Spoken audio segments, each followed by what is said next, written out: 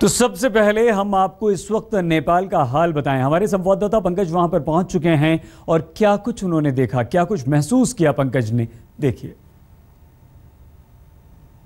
भारत से भी काफी लोग यहाँ पे टूडी खेल में जमा हुए हैं। जो लोग यहाँ पे रहते हैं, किसी काम के सिलसिले में यहाँ पे आए हुए थे, उनसे बात करते हैं कि उनकी क्या स्थिति है इस समय। आप कहाँ से आए हैं? हम ओडिशा से आए हैं और यहाँ से जो पहले भूमिकंप आया था तो मुझे लगा कि शायद मैं आज निकल जाऊँ और डर से पूरा यहाँ तक चले।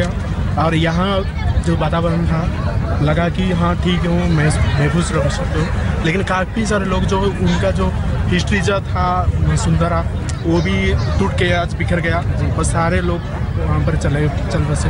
तो बस यही कहना चाहता हूँ सारे। भारत से भी सैकड़ों की संख्या में लोग यहाँ पे जो काठमांडू में रहते हैं वो भी यहाँ पे टूडी खेल में इस वक्त जमा है, क्योंकि उनको आशंका है कि रात में भी भूकंप के झटके फिर से आ सकते हैं। काठमांडू से पंकज दास,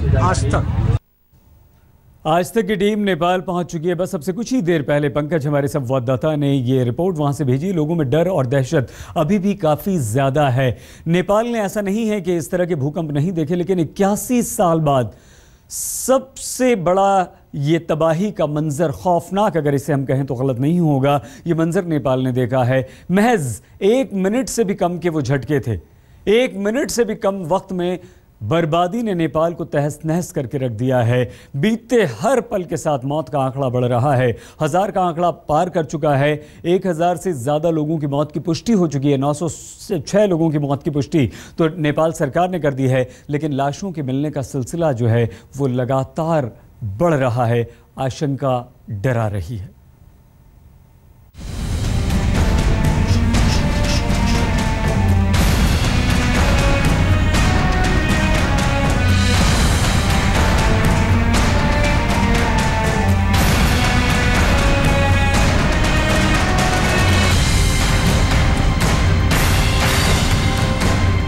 एक मिनट से भी कम वक्त तक धरती कांपी और सारा मंजर बदल गया। रौनकें तबाही में बदल गईं, मुस्कुराहटें आंसुओं में बदल गईं, धरोहरें मलबे में बदल गईं, जिंदगी मौत में बदल गई।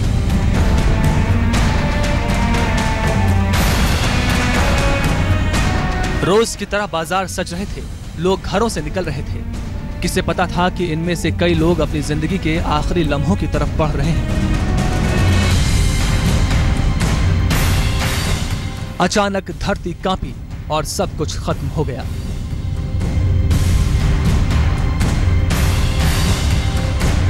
किया है और जो भी अधिकतम सहायता है वो भारत के द्वारा नेपाल को भेजी जा रही है। सर, बिहार में कह रहे हैं, सिक्किम में डैमेज की बात आ रही है। भारत के अंदर भी कुछ राज्यों में डैमेज होने की संभावनाएं प्राप्त हो रही हैं, कुछ कैजुअलिटीज भी हुई हैं, लेकिन एग्जैक्ट फिगर बतला पाना भी कठिन है। कहीं जानकारी 10 की मिल रही है, कहीं 12 की, 14 की, 15 की, पूरे उत्तर भारत में। तो अभी एग्जैक्ट फिगर बतला पाना एनडीआरएफ अलर्ट है, कुछ एनडीआरएफ मूव भी कर चुकी है, ये सब सारी व्यवस्थाएं हो चुकी हैं। चेहरों पर बदहवासी लिए लोग दौड़ रहे थे। कोई अपनों को ढूंढ रहा था, कोई महफूज जगह ढूंढ रहा था, कोई मुश्किल में दूसरे की तरफ मदद का हाथ आगे बढ़ा रहा था, तो कोई डबडबाई आंखों से खामोश खड़ा तबाही का मंजर देख रहा था। बहुत साल बाद, जैसे आपका करीब 80 बरस के बाद में ये सबसे बड़ा भूकंप का झटका है और इसका तराई से लेकर पहाड़ तक का, पोखरा के नज़दीक में जो लमजुंग जिला है हमारा, वहाँ इसका जैसे सेंटर था। 11:41 पर भूकंप का पहला झटका लगा। इस झटके की तीव्रता रिक्टर स्केल पर 7.9 नापी गई। इतनी तीव्रता का भूकंप ये बताने के लिए काफी था कि बड़ी अनहोनी घट चुकी है। 12:20 पर एक बार फिर जमीन कांपने लगी। एक बार फिर जिंदगी बचाने की जद्दोजहद शुरू हो गई। रह रहकर 35 मिनट में करीब 9 बार भूकंप के झटके लगे और जान माल के नुकसान का आंकड़ा बढ़ता चला गया। हर पल के साथ मरने वालों की तादाद बढ़ती चली गई। इमारतों के जमींदोज होने की गिनती बढ़ती चली गई। असली नुकसान कितना हुआ है ये समझने में वक्त लगेगा। तराई में है उसमें डैमेज है, पहाड़ में डैमेज है, शहर में जैसे आपके काठमांडू में डैमेज है, पोखरा में है और तमाम शहरों में, तमाम बस्तियों में। इस नाते अब इसका टोटल सिनेरियो आने में थोड़ा सा तो समय लग रहा है, क्योंकि वहाँ का कम्युनिकेशन सिस्टम भी पूरा सुचारू नहीं हो पा रहा है। काठमांडू से लगभग 80 किलोमीटर दूर लामजुम में भूकंप का केंद्र था। अपनी खूबसूरती के लिए दुनिया भर में मशहूर काठमांडू तहस नहस हो गया था। आसपास के इलाकों में बर्बादी कितनी हुई है, इसकी तस्वीरें कई दिन तक आती रही। ये धारहरा की वो मीनार है जहां से नेपाल की कुदरती सुंदरता के नजारे लेने लोग दूर दूर से आया करते थे। लेकिन अब ये मीनार मलबे के मामूली से ढेर में बदल चुकी है। जब मलबा पूरी तरह साफ होगा तब शायद मरने वालों की तादाद और बढ़ सकती है। भीमसेन टावर जमींदोज हो गया। विश्व धरोहर दरबार स्क्वायर का नामो निशान मिट चुका है और आस्था के केंद्र जानकी मंदिर को भी काफी नुकसान पहुंचा है। काठमांडू से तबाही का जो सिलसिला शुरू हुआ उसने भारत में भी मौत का खेल जमकर खेला। मरने वालों की खबरें लगातार अलग अलग जगहों से आ रही हैं। पश्चिम बंगाल, बिहार, झारखंड, उत्तर प्रदेश, राजस्थान, महाराष्ट्र, हरियाणा से लेकर पाकिस्तान और बांग्लादेश भी भूकंप से थर्राते रहे। नेपाल में 688 से ज्यादा मौतों की पुष्टि हो चुकी है, लेकिन संख्या और बढ़ने की आशंका है। नेपाल में आपातकाल लागू कर दिया गया है। भारत अपने दर्द को सहते हुए कंधे से कंधा मिलाकर नेपाल के साथ खड़ा है। नेपाल में आज सुबह से आ रहे भूकंप के लगातार झटकों ने लोगों में काफी त्रासदी फैला दी है। जो बार बार भूकंप के झटके आ रहे हैं उससे लोग सहमे हुए हैं। लोग अपने घरों में नहीं जा रहे हैं। सभी लोग खुले स्थानों पर यहाँ पे मौजूद हैं। यहाँ देख सकते हैं कि एक कॉलेज का जो बाउंड्री वाल है वो पूरी तरह से ध्वस्त हो चुका है और अभी भी भूकंप के झटके लोग महसूस कर रहे हैं, इसलिए लोग अपने घरों में जाने से डर रहे हैं। काठमांडू में भारी तबाही की खबर है। काठमांडू के आसपास के इलाकों के कई सारे ऐतिहासिक इमारतें ध्वस्त हो चुकी हैं, कई सारी बड़ी बिल्डिंगें ध्वस्त हो चुकी हैं। काठमांडू के अलावा देश के अन्य हिस्सों में भी लोगों के मारे जाने की खबर है। अब तक 200 से ज़्यादा लोगों के हताहत होने की खबर आ रही है। काठमांडू से पंकज दास, आज तक। ये भूकंप सिर्फ 1 मिनट का था, लेकिन जो बात सबसे ज़्यादा डरा रही है वो ये कि न जाने कितनी लोग अभी भी दफन हैं मलबों के नीचे। बस एक खबर आती है और जब वो खबर आती है तो मरने वालों की खबर आती है और आंकड़ा और भी ज़्यादा बढ़ जाता है। 1000 को पार कर चुका है ये आंकड़ा और आशंका हज़ारों तक जाने की है। मदद पहुँचाने के कई सारे रास्ते इस भूकंप की भेंट चढ़ चुके हैं। रह रह कर बर्बादी की नई नई तस्वीरें सामने अभी भी आ रही हैं। अंधेरा हो चुका है और ज़्यादा ये ख़तरनाक है क्योंकि मलबा साफ नहीं हो सकता। पहले भूकंप ने तबाह किया, उसके बाद हिमस्खलन ने भी जाने ली। पूरे नेपाल में इस वक्त मातम पसरा पड़ा है।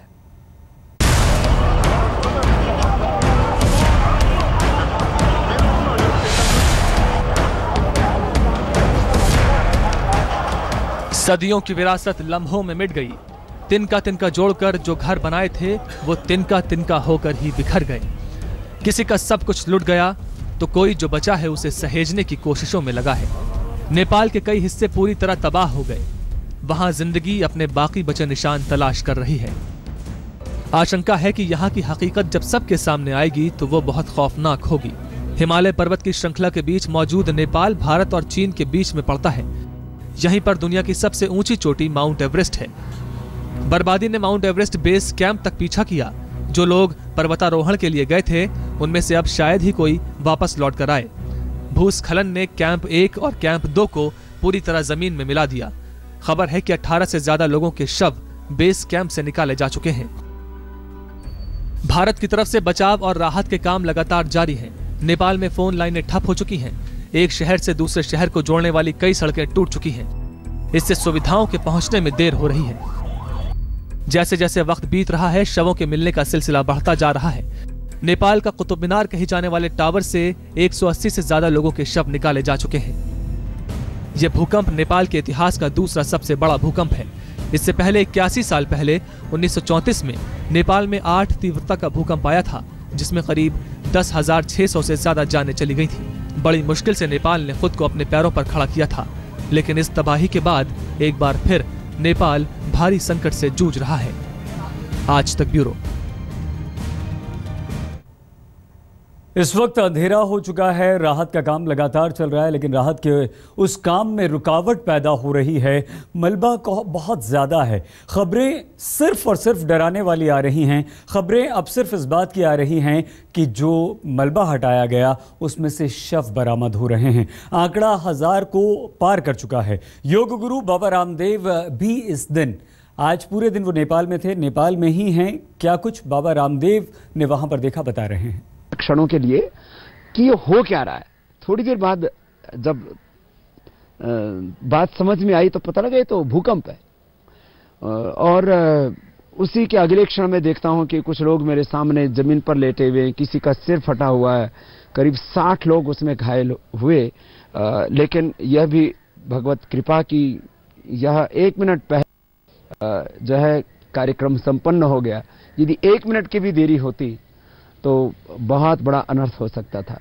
अभी जैसा कि मैंने दोपहर को भी चैनल्स पर बताया था कि सैकड़ों लोगों की संभावना है मरने की, लेकिन अभी तक जो आंकड़े आए हैं वो सैकड़ों की संख्या में तो आ चुके हैं। मैं अभी इसमें ज़्यादा कहना नहीं चाहता, लेकिन बहुत बड़ा जान माल का नुकसान हुआ है। और मात्र एक ऐतिहासिक इमारत के ढहने की ही बात नहीं, जो धरहरा था कि जो 9 मंजिल का था, उसमें सैकड़ों लोग तो दफन हो गए। लेकिन उसके अलावा यहाँ कई बिल्डिंगें काठमांडू से लेकर के, पोखरा से लेकर के और लुम्बिनी से लेकर के पूरे नेपाल में, और इसका असर भारत तक गया है। जो सैकड़ों और संभावना है हजारों लोग जो इस त्रासदी में दिवंगत हो गए, उनके लिए हमारी श्रद्धांजलि। उनके परिजनों को भगवान इस गम को सहने की शक्ति दे। और हमने तो इसके बाद भी यहाँ पर आकर के हवन किया, प्रार्थना की और अपने सभी कार्यकर्ताओं को सेवा में लगाया हुआ है। अभी भी जहाँ मेरा कैंप चल रहा था वहाँ करीब 40-50 हज़ार लोग सुबह आकर के योग कर रहे थे। वहाँ अभी लाखों की संख्या में लोग बैठे हुए हैं। मैंने पहले तो सोचा कि सबके लिए ताज़ा भोजन बना दें, लेकिन वैसा अभी संभव नहीं हो पा रहा है और उसमें भी भगदड़ मचने की संभावना है। तो बड़ा संभल करके सेवा करनी पड़ रही है। तो हम कोशिश कर रहे हैं कि वहाँ सब लोगों तक हम पानी और पतंजलि के बिस्किट, क्योंकि यहाँ पर भी पतंजलि आयुर्वेद का पूरा सामान है। जैसे हमने पहाड़ में उत्तराखंड में त्रासदी आई तो वहाँ पर जो है 40-50 ट्रक हमने बिस्किट के और पानी के सबसे पहले भिजवाए। ऐसे यहाँ पर भी हम कोशिश कर रहे हैं जितना भी हमें पानी उपलब्ध हो जाएगा, जितने भी हमें पतंजलि के बिस्किट से लेकर के और जो भी रेडीमेड जो है खाने का सामान तैयार हो जाएगा, उन लोगों तक पहुँचाने के लिए हमने सब कार्यकर्ताओं को लगा दिया है। तो इस सेवा में भी हमारे सभी कार्यकर्ता लगे हैं। और जहाँ जहाँ लोग फंसे हुए हैं, मैं सबसे एक अहम बात ये कहना चाहूँगा कि यहाँ का प्रशासन बहुत मुस्तैद है। पुलिस से लेकर के जितनी भी यहाँ के सरकारी डिपार्टमेंट्स हैं, लोगों की सेवा करने के लिए जो है पूरी तरह से अपने आप को झोंके हुए हैं, अपनी जान की परवाह किए बिना भी। माने पुरुषार्थ और पराक्रम यहाँ के जीन्स में है नेपालियों के, और लोग बहुत सेवा करने में लगे हैं। लेकिन हॉस्पिटल्स भी भरे हुए हैं, क्षमताएं उनकी अपनी सीमित है। जो हमारा शिविर चल रहा है जहां पर, वहां पर भी हमने रोगियों के लिए व्यवस्था की हुई थी। वहां पर भी जो है सरकार की तरफ से रोगियों को भेजा गया। तो हमने कहा कि आप रखिए यहाँ पर, क्योंकि हमने पंडाल बनाया हुआ था काफ़ी बड़ा। तो उसमें जो है कुछ डॉक्टर सरकार की तरफ से लोगों को मलहम पट्टी आदि कर रहे हैं, क्योंकि घायलों की संख्या तो हजारों में है ही। जो लोग जो है इस पूरी त्रासदी में हमेशा के लिए मौत के आगोश में सो गए, उनकी भी संख्या बहुत बड़ी है। एक बड़ी तबाही योग गुरु बाबा रामदेव इसे बता रहे हैं, लेकिन वो इस वक्त अगर नेपाल में हैं तो उसमें वो लोगों की सेवा करने का बीड़ा उन्होंने उठा लिया है। नेपाल में भूकंप ने ज़बरदस्त तबाही मचाई है। राहत और बचाव का काम इस वक्त चल रहा है। 1000 से ज़्यादा लोग मारे जा चुके हैं। अकेले काठमांडू में 500 से ज़्यादा लोगों की जान गई है। भारत से एक विशेष विमान एयरफोर्स का रवाना हो चुका है एनडीआरएफ की टीम को लेकर और राहत सामग्री लेकर। लेकिन नेपाल में जिस भूकंप ने दस्तक दी उसने नेपाल, बांग्लादेश, पाकिस्तान और भारत को भी हिलाकर रख दिया। लेकिन संकट की इस घड़ी में भारत सरकार नेपाल के साथ कंधे से कंधा मिलाकर खड़ी हुई है। जितनी जल्दी हो सकता था भारत सरकार ने नेपाल सरकार को राहत भेज दी है। बचाव दल नेपाल पहुंच चुके हैं, लेकिन तबाही इतनी बड़ी है कि इसका सही अंदाजा लगाने में कई दिन लग जाएंगे।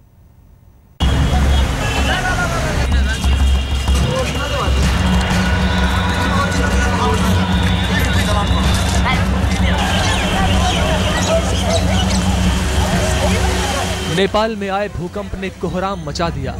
हर तरफ मौत, तबाही और खौफ का मंजर था। यूएस जियोलॉजिकल सोसाइटी के मुताबिक भूकंप का केंद्र काठमांडू से 80 किलोमीटर दूर लामजुम में था। 7.9 तीव्रता के भूकंप ने सब कुछ मिट्टी के ढेर में तब्दील कर दिया।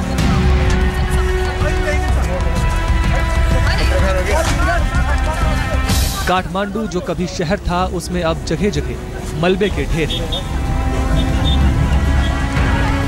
सैकड़ों लोगों की जान गई है, हजारों बेघर हैं। जो इमारतें कभी शहर की पहचान हुआ करती थी, वो जमींदोज हो चुकी हैं। बचाव कार्य शुरू हो चुका है, लेकिन क्योंकि काठमांडू में गलियां और सड़कें संकरी और पतली हैं, इसलिए राहत कार्य में मुश्किलें आ रही हैं। First aircraft which has gone in will also be doing a reconnaissance of that area so that we are able to do a detailed damage assessment. At this point of time, what we do know is there's very heavy damage in and around Kathmandu, but the details of that are not fully available with us.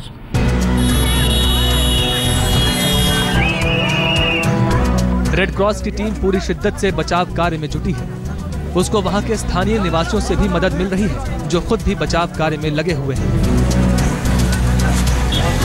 घायलों को किसी तरह मलबे से बाहर निकाला गया और फौरन उनको अस्पताल ले जाया गया। आलम यह था कि घायलों की तादाद इतनी ज्यादा बढ़ गई कि अस्पतालों में जगह नहीं बची और खुले आसमान के नीचे ही डॉक्टरों की टीम इलाज में जुट गई।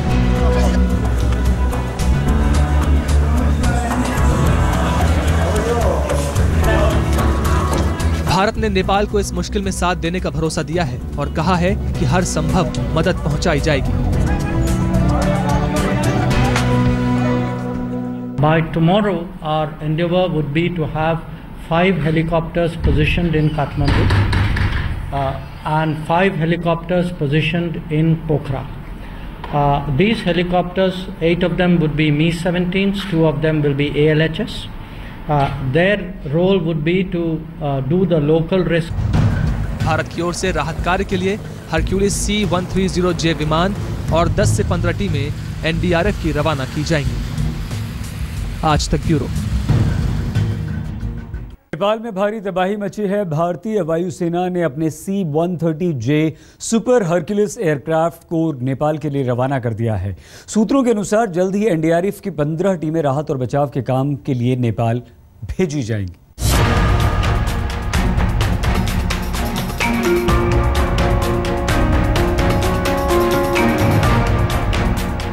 हिमालय की गोद में बसे भरोसेमंद पड़ोसी के घर पर विपत्ति ने दस्तक दी तो दिल्ली हरकत में आ गई। प्रधानमंत्री नरेंद्र मोदी ने खबर आने के तुरंत बाद नेपाल के प्रधानमंत्री और राष्ट्रपति से बात की।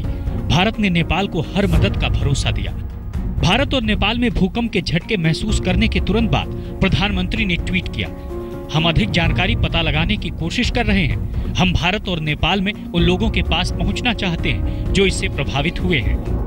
प्रधानमंत्री ने तुरंत अफसरों और मंत्रियों को तलब किया। बैठक 3 बजे बुलाई गई। हालांकि इससे पहले ही दिल्ली से एनडीआरएफ की 36 सदस्य टीमें काठमांडू के लिए रवाना हो गई। इसके बाद प्रधानमंत्री नरेंद्र मोदी की अध्यक्षता में बैठक हुई और नेपाल को तुरंत ज्यादा से ज्यादा मदद देने का फैसला लिया गया। सरकार ने सबसे पहले काठमांडू को मेडिकल मदद देने का फैसला लिया है। दवाइयों और डॉक्टरों की टीम काठमांडू भेजी जा रही है। सेना के 24 डॉक्टर की पहली टीम जाएगी। खाने का सामान और कंबल भी भेजा जाएगा। सरकार अस्थायी शिविर भी नेपाल भेजेगी। नेपाल में फंसे भारतीयों को तुरंत बाहर निकालने के निर्देश दिए गए हैं। केंद्र सरकार ने देश के सभी राज्यों से रिपोर्ट मांगी है। प्रधानमंत्री ने खुद बिहार के मुख्यमंत्री नीतीश कुमार, यूपी के सीएम अखिलेश यादव से बात की। आज तक ब्यूरो। नेपाल में भूकंप ने मौत का तांडव किया तो हिंदुस्तान के भी कई इलाकों में मौत का मातम पसर गया। पश्चिम बंगाल, उत्तर प्रदेश, झारखंड, पंजाब, बिहार समेत कई इलाकों में भूकंप का भयानक असर देखने को मिला। बिहार के लिए ये संकट सबसे ज़्यादा बड़ा है क्योंकि इसी हफ्ते बिहार में आए तूफान ने कई जिंदगियां लील ली थी और अब भूकंप का सबसे ज़्यादा असर भी बिहार में भी हुआ।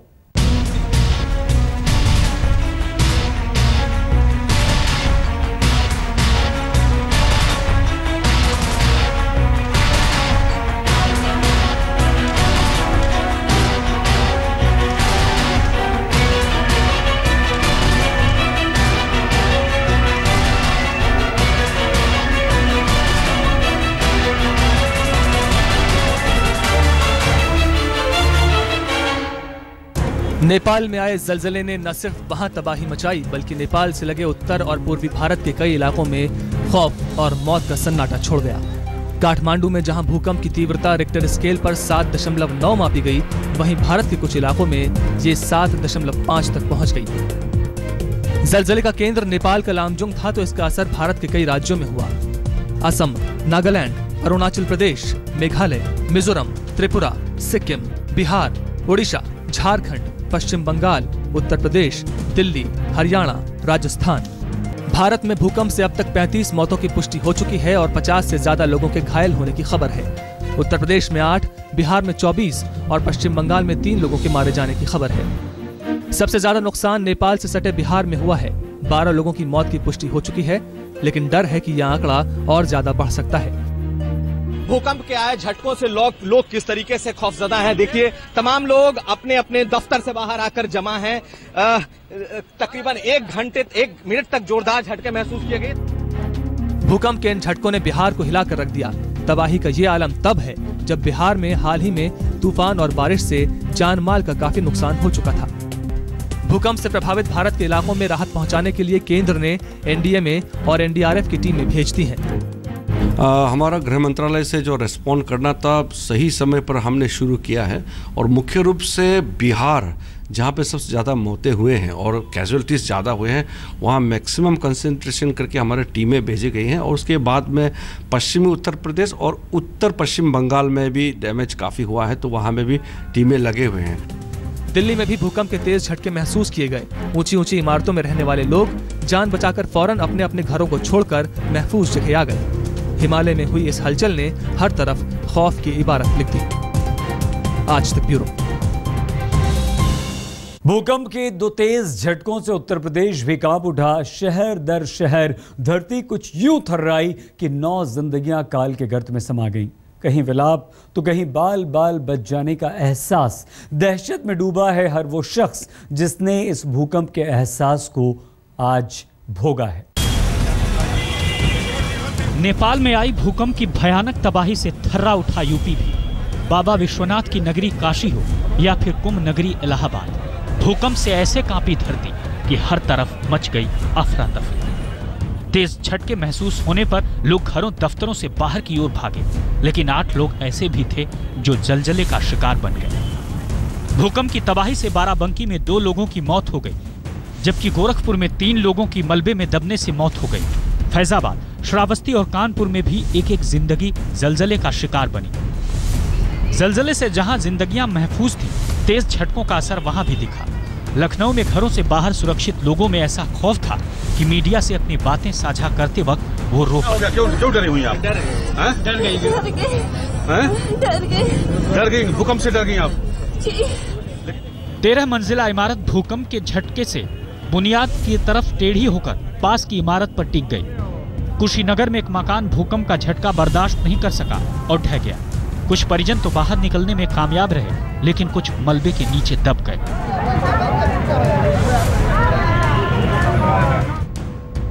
आगरा में एक इमारत का छज्जा टूटकर एक कार पर जा गिरा। गनीमत रही कि कार में उस वक्त कोई मौजूद नहीं था। कानपुर, इलाहाबाद, फर्रुखाबाद, हर ओर जलजले का असर था। किसी दिल में सुरक्षित होने का इत्मीनान था तो कोई ये कहते हुए दिखा, जिंदगी में जलजले के इतने तेज झटके पहली बार महसूस किए। बगल बगल भी आवाज आने लगी कि भूकंप आए हुए। हम लोग सब लोग बाहर आ गए, सब लोग बाहर यहीं पे खड़े हुए। ये अभी एक बार तो 15-20 मिनट पहले आए थे, फिर एक बार अभी 10 मिनट पहले हाँ दोबारा। धर्मनगरी अयोध्या में भूकंप के झटके से कामाख्या मंदिर की छत ढह गई तो वहीं एक और मंदिर की दीवार का नुकसान पहुंचा। हाथरस, बाराबंकी समेत यूपी के कई और शहर भी जलजले की चपेट में आए। यूपी के सीएम अखिलेश यादव को भी जलजले से हुई क्षति का एहसास जल्द हो चला। लिहाजा बिना देर किए अखिलेश ने मृतकों के परिजनों को 5-5 लाख रुपए का ऐलान कर दिया है। लखनऊ से अनूप श्रीवास्तव के साथ आज तक ब्यूरो।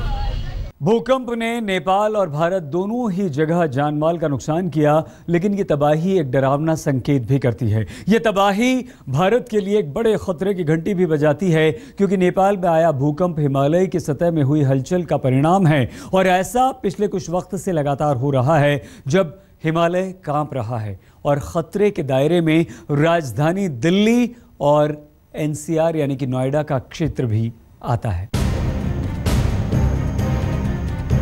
सदियों से हिंदुस्तान की सरहदों का निगहबान हिमालय अब हिंदुस्तान के लिए ही सबसे बड़ा खतरा बनता जा रहा है। हिमालय के गर्भ में हिंदुस्तान को तहस नहस कर सकने वाली हलचल अब तेज होने लगी है। यही वजह है कि बार बार हिमालय के कांपने से तबाही सर उठाने लगी है।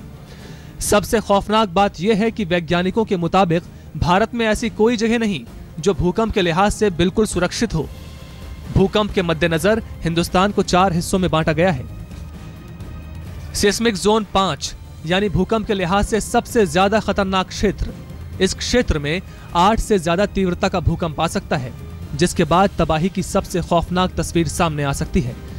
इस जोन में देश का पूरा नॉर्थ ईस्ट इलाका, जम्मू कश्मीर, हिमाचल प्रदेश और उत्तरांचल के इलाके, गुजरात का कच्छ, उत्तर बिहार और अंडमान निकोबार द्वीप आता है। दूसरे नंबर पर उन इलाकों को रखा गया है जहां 7.9 की तीव्रता का भूकंप आ सकता है। इन इलाकों को सेस्मिक जोन 4 में रखा गया है।